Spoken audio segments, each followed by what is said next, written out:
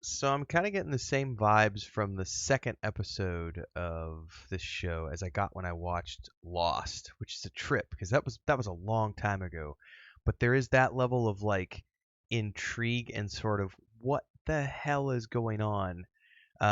We've been given some more glimpses in episode 2, and yeah, episode 2 definitely, like, the first episode they sort of set the hook, and now they're sort of like, are we sure? We're reeling them just a little bit, um, reeling me in. It was good. I'm gonna spoil it, so if you haven't watched the episode yet, pause, go away. I don't do spoiler free. You've had your warning. Um, so this one jumps around in time a lot. So on the one hand, we have the modern time. The scientists are trying to figure out what's going on. She's dealing with the counters going on in her head.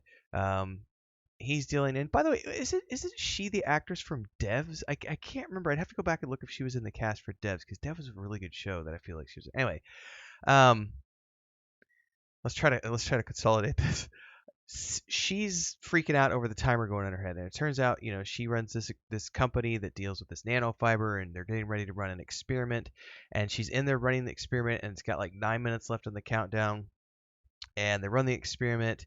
It's a success, and then she just like screams, shut it all down, we're shutting it down, no more, and walks out of the building. And then as she's walking away, the countdown finally stops, and as she sits down, there's a guy across the street, who is the officer who's investigating all of this, and he also smokes, and so there's this moment of bonding slightly there. But he asks her, he's like, don't let your colleagues see you here, and they walk off. And as the discussion deepens, he basically fills her in on everything about the other scientists, and um, all of they either end their work or they end up suiciding. Like, that's just because of the numbers.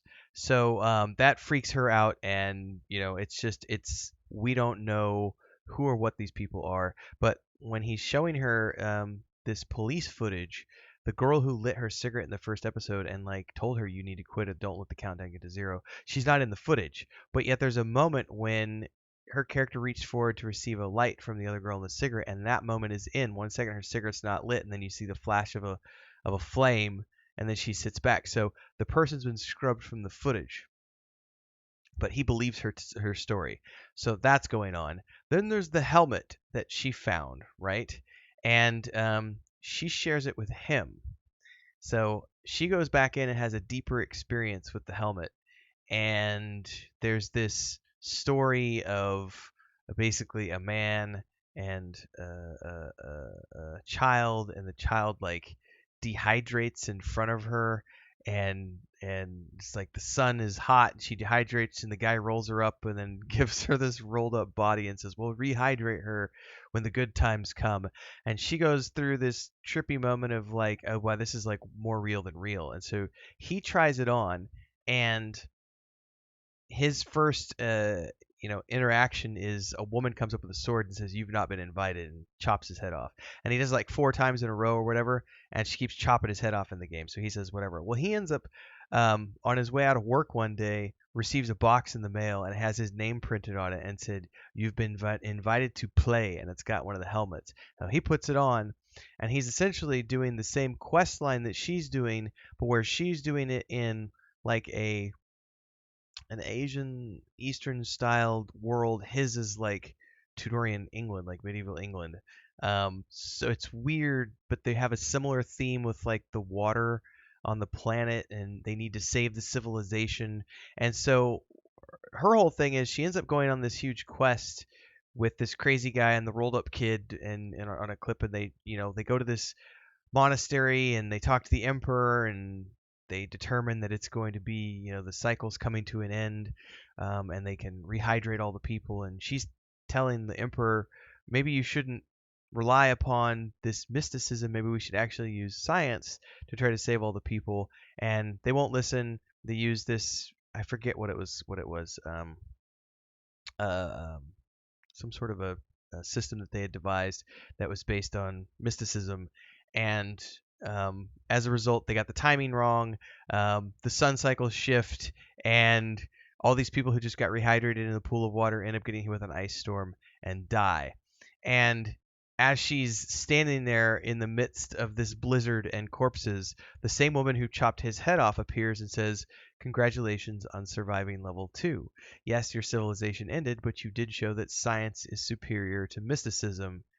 Get ready for level 2, because in level 2, you're going to need to use that science to save the next civilization."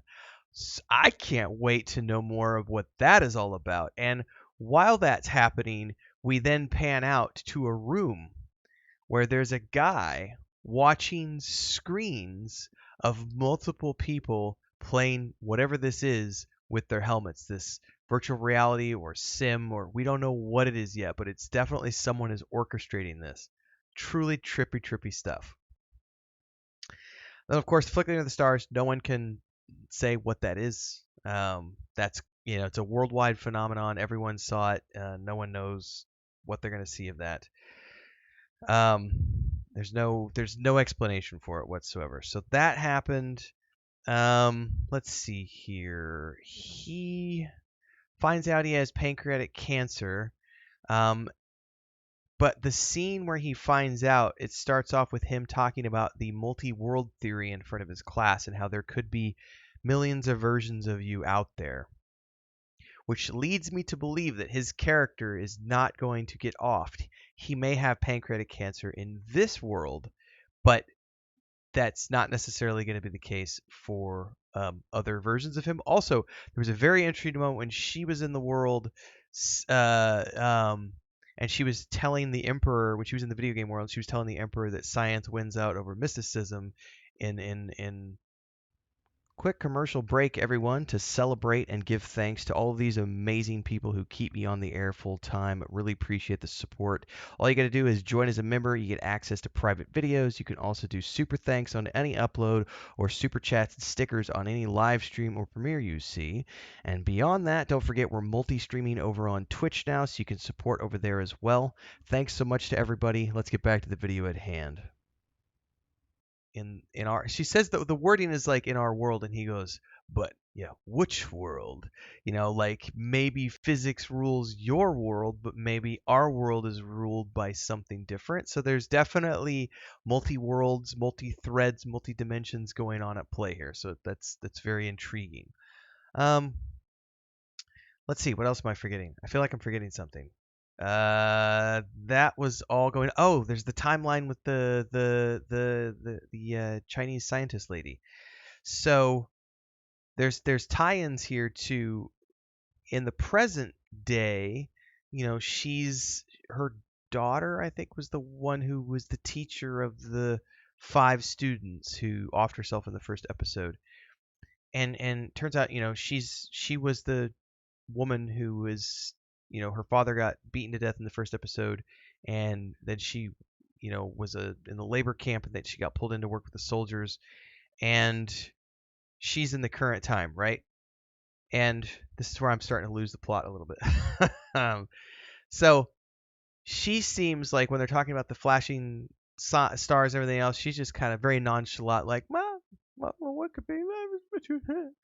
Well, it turns out, we find out that this episode, that when she was working in this laboratory, they established communication with something. The message came back and it said, thankfully, I'm the one who received your message. I'm a pacifist.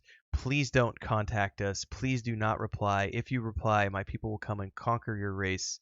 I don't want that to happen. Please don't reply to this message. And she, because she is just pissed off at everyone, and earlier in the episode she had met the girl who killed her father on stage, and that girl is like completely, she's in a slave labor camp. She's got, her arm has gone, and she's had a horrible life, and she's just got all this pent up rage inside of her, like the Chinese scientist lady. And she gets this message, and she just writes a message back and says, I don't care, come, we can't even save ourselves, I'll help you conquer this planet. And then she pushes the send button and yeets that back into space. And in that episode they were talking about how the reply could take years to come, and so now it's like, oh, so I wonder if what's happening in the current era is the consequence of her actions, 50 years ago or whatever it is in the 60s when she pushed the button. And we also find out there's some subplot going on which I don't know anything about yet.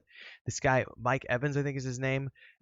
Basically, the two investigators, Liam Cunningham's character and the other investigator, have seen this guy at the funerals and trying to figure out who he is. And it turns out that when he was younger, he lived in the that part of China where the scientist was, and she met him when he was younger.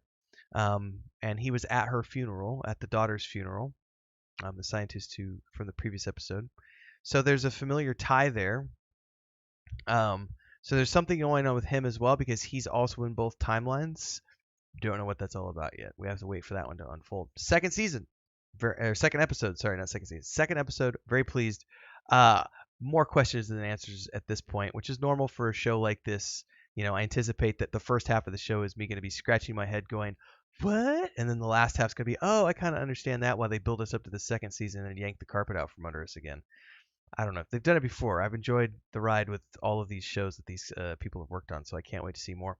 Anyway, like, subscribe, hit the bell icon so you never miss an update. Rest of the playlist links are down below, and I'll see you next time, everybody. Cheers.